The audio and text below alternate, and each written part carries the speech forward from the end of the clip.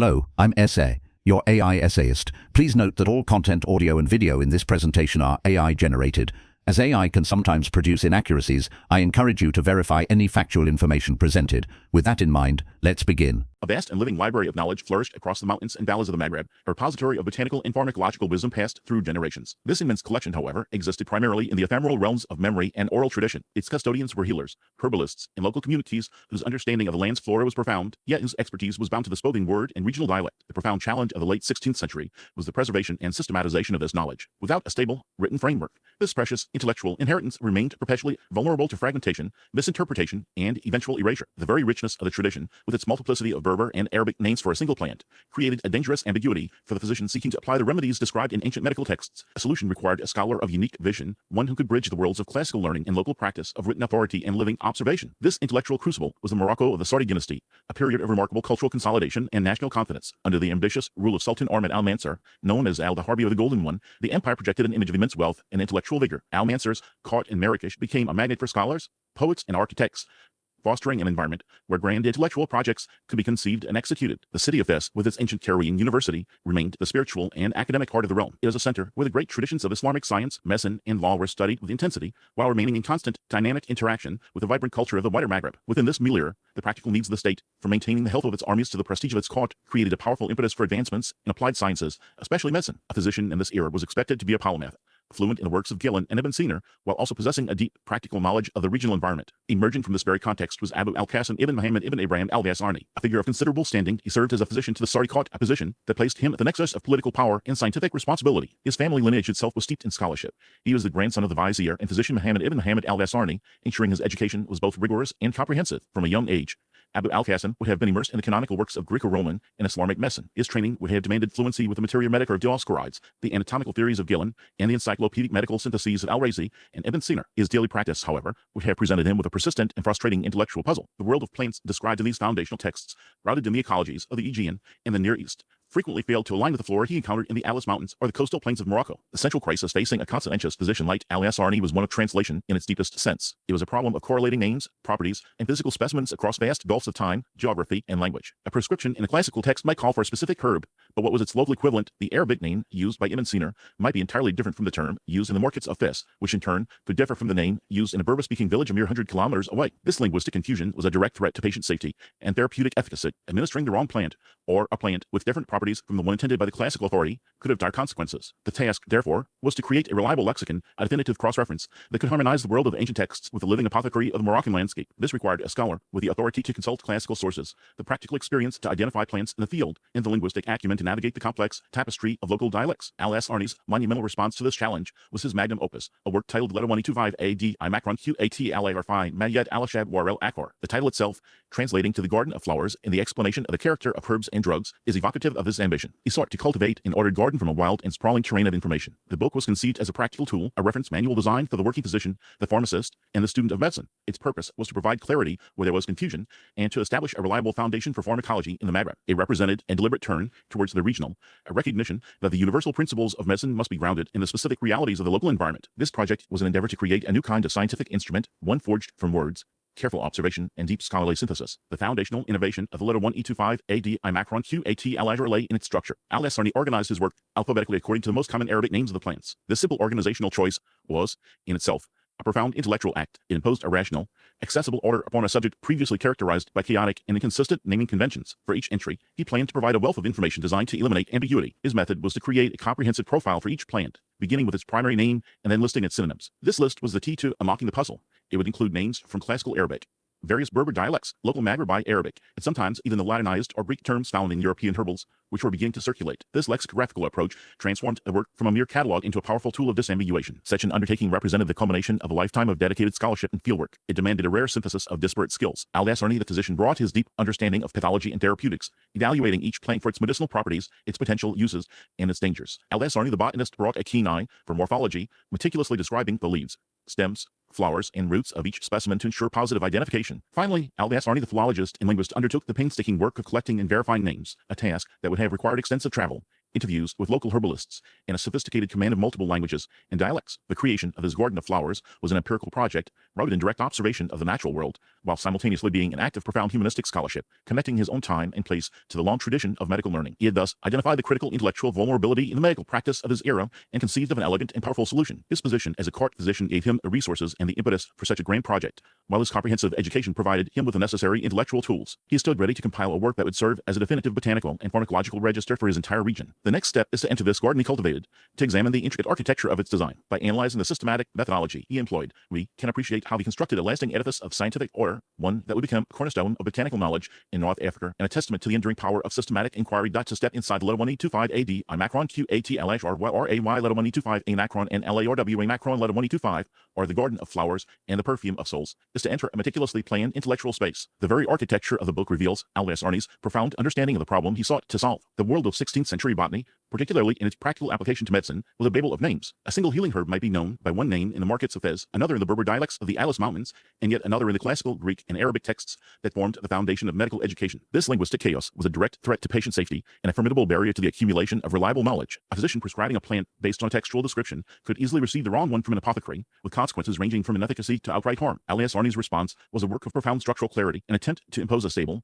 shareable order upon this botanical confusion. His primary organizational principle was the soul of simplicity and utility, alphabetical order. He arranged the plants according to their most common Arabic names, creating an accessible reference that any literate practitioner could navigate with ease. This choice, while seemingly obvious to a modern mind accustomed to encyclopedias and dictionaries, was a deliberate move away from other potential organizing schemes, such as grouping plants by therapeutic use or by morphological similarity. By prioritizing the name, al-Ghassani centered his work on the most immediate point of confusion. The alphabetical structure transformed the book from a treatise to be read linearly into a tool to be consulted dynamically. It was a database in codex form, designed for rapid information retrieval in a clinical or scholarly setting. For each entry, al-Ghassani's method unfolded with systematic precision. Following the primary Arabic name, he embarked on a feat of applied lexicography. He provided a list of synonyms, drawing from the deep well of his linguistic knowledge. He meticulously recorded the plants' names in various Amazigh or Berber languages, acknowledging the deep, local botanical knowledge of the indigenous peoples of the Maghreb. This was an act of immense scholarly and practical importance. It bridged the gap between the formal, text-based Arabic of the scholarly elite and the vernacular languages of the countryside, where the plants were actually grown, harvested, and used by the majority of the population. He further included, where possible, the names from the Lisan al-Franj, the language of the Franks, a term that encompassed the Romance languages filtering into the region, and cognates from Classical, Greek, and Syriac. Each entry became a linguistic Rosetta Stone for a single plant, allowing a physician trained on Yelen's Greek concepts to converse with a Berber herbalist and an Arab apothecary, all referring to the same biological entity with confidence. Following this lexicographical foundation, al-Ghassani moved to the physical reality of the plant itself. He provided detailed morphological descriptions that were exceptional for their time. His entries are portraits, capturing the essential character of each species. He described the shape and texture of the leaves, the structure of the stem, the color and form of the flowers, and the nature of the roots and seeds. These were empirical observations, grounded in the direct sensory experience of the plants he studied in the gardens of Fez and the surrounding Moroccan landscape. He built a vocabulary of form, creating a record that allowed for positive identification even if a name was ambiguous. A reader could hold a physical specimen and compare it against al-Ghassani's written account, a process of verification that is the bedrock of all descriptive sciences. This layer of morphological data provided a crucial backstop to the linguistic data, ensuring that identification rested on a dual foundation of name and form. The cumulative effect of this methodology was the creation of a powerful system of proto-taxonomy. While it lacked the formal hierarchical structure of genus and species, a collineus was established 2 centuries later. Al-Ghassani's work performed a similar function. It created a controlled vocabulary. By systematically linking a primary name to a cluster of synonyms and a detailed physical description, he was, in essence, defining a unique, stable record for each plant. He was isolating it from the sea of ambiguity and fixing its identity within a logical framework. This act of creating a one-to-one correspondence between a name and a specific, verifiable organism represents a monumental step in the history of science. It is the foundational gesture of systematics, the prerequisite for any further comparative or analytical study. One can hardly analyze the properties of a group of things until one is certain what each of those things is. The modern resonance of this achievement is surprisingly vast. Al-Ghassani's project is a clear antecedent to the entire enterprise of scientific nomenclature, which seeks to provide a single, universally accepted name for every species on Earth. His struggle with synonyms and regional dialects is the very same problem that modern bodies like the International Code of Nomenclature for algae, fungi, and plants continue to manage, albeit with far more formalized rules. Furthermore, his solution linking a primary identifier to a set of aliases and a rich body of descriptive metadata is a core principle of modern information science and database architecture. Every time we use a well-designed digital catalog or search engine, we are benefiting from the same logic that al-Ghassani applied to his garden of flowers. He understood that knowledge becomes powerful only when it is structured, when its components are clearly defined and linked in a stable, retrievable system. His work, therefore, was a sophisticated intellectual machine for producing certainty. By meticulously documenting what a plant was called and what it looked like, he established a firm ground of identification. He cleared a space of clarity amidst the linguistic and observational fog. Having built this solid botanical foundation, having given each plant its proper name and its physical address in the world, the stage was set for the next. crucial inquiry. With the identity of the plant secured, the paramount question for a physician could finally be addressed with rigor: what were its powers, and how could they be harnessed for the preservation of human health? This transition from botany to pharmacology, from identification to application, would form the soul of his Gordon, revealing the ultimate purpose for which its intricate beds were laid. The true vitality of al-Ghassani's Garden of Words lay in its translation of botanical form into therapeutic function. Having established a stable identity for each plant, he turned to the physician's ultimate concern: its utility in the face of human suffering. The intellectual landscape of 16th century medicine was a complex territory, shaped by the towering authority of classical figures like Squarides and Galen, whose works had been transmitted, translated, and commented upon for over a millennium. This great inheritance, however, arrived with its own burdens. Centuries of copying had introduced corruptions into the texts, and the plants described in ancient Greece or Persia were often absent or bore different properties in the unique ecology of the Maghreb. Compounding this was a vast and powerful body of regional folk knowledge, a pharmacopoeia rich with generations of experience yet lacking a systematic, theoretical framework for its validation and transmission. Al-Ghassani confronted this challenge by weaving these disparate threads into a coherent and practical system of pharmacology. His solution was an act of scholarly synthesis, applying the rigorous framework of Greco-Arabic medical theory to the specific, observable realities of North African flora. At the heart of his therapeutic system was the elegant and pervasive doctrine of humoralism, inherited from Galen. This theory provided the intellectual architecture for understanding both illness and its cure. Health was conceived as a state of equilibrium among the four bodily humors: blood, phlegm, yellow bile, and black bile. Each humor corresponded to a combination of fundamental qualities: cold, moist, or dry. Sickness was a physical manifestation of an imbalance, a surplus or deficiency of one of these qualities. A fever, for example, represented an excess of heat. The physician's art, therefore, was a precise practice of opposition. To correct a humoral imbalance, one administered a substance with contrary properties. Every plant, every mineral, every substance in the natural world was believed to possess its own intrinsic temperament or mizaj, defined by these same qualities. A plant could be classified as hot and dry, or cold and moist, often with a specified intensity measured in degrees. The physician's task then became a delicate art of cosmological accounting, balancing the body's ledger with the precise debits and credits offered by the plant kingdom. Within the pages of 1125 AD, al-Qat al-azhār, this theory becomes a practical tool for each botanical entry. Following its careful naming and description, al-Ghassani provides a detailed pharmacological profile. He begins with the plant's temperament, assigning it a place within the geometric schema, for instance, classifying a particular herb as cold in the first degree and moist in the second. This classification was the key that unlocked its potential uses. A plant deemed cold and moist would be indicated for conditions of excess heat and dryness, such as certain fevers or inflammatory conditions. Following this theoretical anchor, he details the plant's specific therapeutic actions, listing the ailments it was known to alleviate. These entries are remarkably specific, covering everything from digestive complaints and respiratory ailments to dermatological issues and the treatment of wounds. He describes how a plant might act as a diuretic, an emetic, or a poultice for soothing inflammation. His true genius, however, emerges in the layers of evidence he brings to bear. He diligently reports the established knowledge passed down from classical authorities, citing the opinions of the ancients with due respect. Yet his work is profoundly shaped by his own clinical experience as a practicing physician in Fes. He frequently introduces his own observations, implicitly testing the received wisdom against the evidence of his senses and the outcomes of his patients. One can detect a subtle but persistent empirical spirit at work. He might confirm a classical use, adding a detail about its particular efficacy in a local population,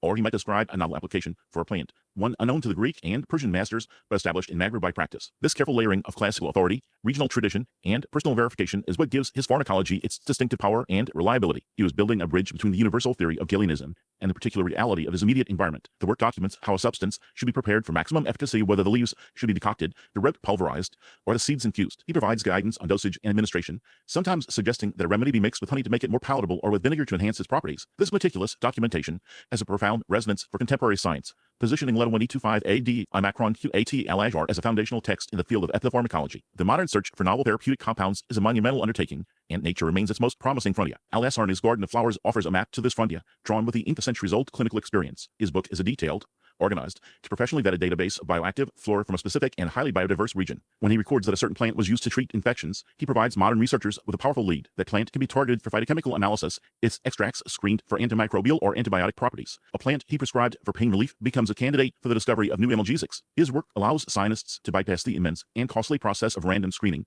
focusing their efforts on species with a documented history of human use for a specific ailment. He provides the crucial link between a plant, a place, a people, and a purpose. In this way, his 400-year-old text transcends its historical context, becoming a living document that continues to inform the cutting edge of pharmaceutical research, offering clues to solving medical challenges that persist to this day. His careful synthesis of theory and observation created a pharmacological resource of enduring scientific value. The intellectual energies that produced such a pharmacopoeia were hardly confined to a single volume. Al-Ghassani's scholarly temperament is further revealed in a lesser-known, yet significant, treatise's commentary on the work of the Andalusian physician Abu Marwan Abd al-Malik ibn Zuhr, known in the Latin West as al-Azhār. In this work, he engages with the established medical canon, demonstrating his deep fluency in the theoretical debates and clinical practices that define the formal medicine of his era. His analysis of Ibn Zuhr's writings on therapeutics and dietetics shows a mind comfortable within the sophisticated intellectual architecture of the Greco-Arabic tradition. He was a participant in the grand, centuries-long conversation that included figures like Galen, al-Razi, and Ibn Sina. This commentary confirms his position as an elite academic, a physician whose learning was both deep and orthodox. This grounding in the classical tradition makes his achievement in botany all the more remarkable. His ultimate contribution lies in the way he masterfully fused this world of authoritative,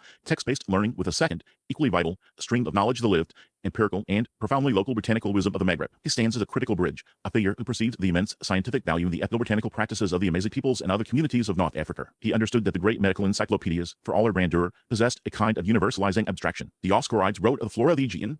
Ibn al-Badr compiled knowledge from across the Islamic world, from Andalusia to Persia. Al-Ghassani's project was different in its very essence. It was an act of scientific regionalism, a deep dive into the particular. He recognized that the medicinal properties of a plant were inseparable from its specific environment, the soil, the climate, the altitude of the Atlas Mountains, or the arid plains approaching the Sahara. He also saw that the knowledge of these plants was held in the collective memory of the people who lived with him. The healers, the herbalists, the shepherds, and the mystics of his native Fes and the surrounding lands possessed a sophisticated, field-tested pharmacology. This was a science passed down through generations, encoded in local dialects and cultural practices. Al-Ghassani approached this indigenous knowledge with the respect of a fellow scientist. He undertook the monumental task of documenting it, translating its vernacular names into formal Arabic, and aligning its practical applications with the humoral theories of Gaelic medicine. In doing so, he gave this local knowledge a passport into the world of formal, scholarly discourse. He built a conduit through which the empirical wisdom of the Maghrebi landscape could flow into the great reservoir of academic medicine, enriching it and making it more accurate for his own time and place. This synthesis represents the core of his enduring intellectual legacy. He created a new kind of scientific work, one that was simultaneously universal in its theoretical framework and intensely specific in its data. His Garden of Flowers,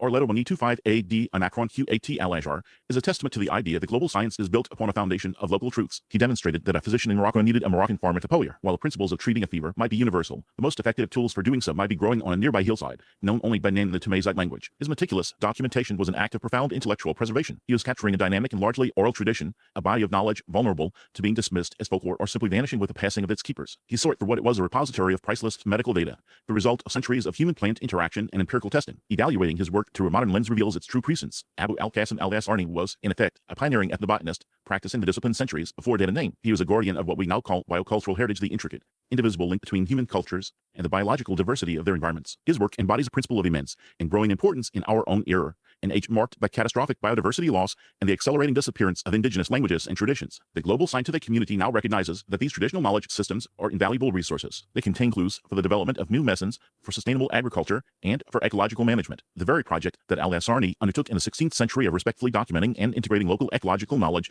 into a broader scientific framework is now a critical mission for researchers worldwide. His work stands as a powerful counter-narrative to the idea of a monolithic, centralized scientific authority. It is a defense of the particular, a celebration of regional scientific identity. He implicitly argues that every ecosystem and every culture that inhabits it possesses a unique form of genius. The task of the scholar is to listen, to observe, and to record that genius with fidelity and respect. His legacy, therefore, is a living one. It resides in the continued efforts to save the world's biological and cultural diversity. It echoes in the work of every scientist who collaborates with indigenous communities to understand the healing properties of a rainforest vine, and in every conservationist fighting to protect the delicate ecosystems that nurture both plants and the human wisdom about them. In the soil of the Maghreb, Abu al-Qasim al-Ghassani cultivated a garden of knowledge that continues to bloom, a living testament to the profound idea that the world's wisdom is found in its local particulars. We really appreciate you tuning into this AI-powered presentation. Our goal is to push the boundaries of AI in content creation, and your input is invaluable. If there's a particular subject you'd like to see us tackle next, or if you have suggestions on how we could fine-tune our AI's creative prompts, please don't hesitate to leave your ideas in the comments section. We're excited to bring you more unique content very soon.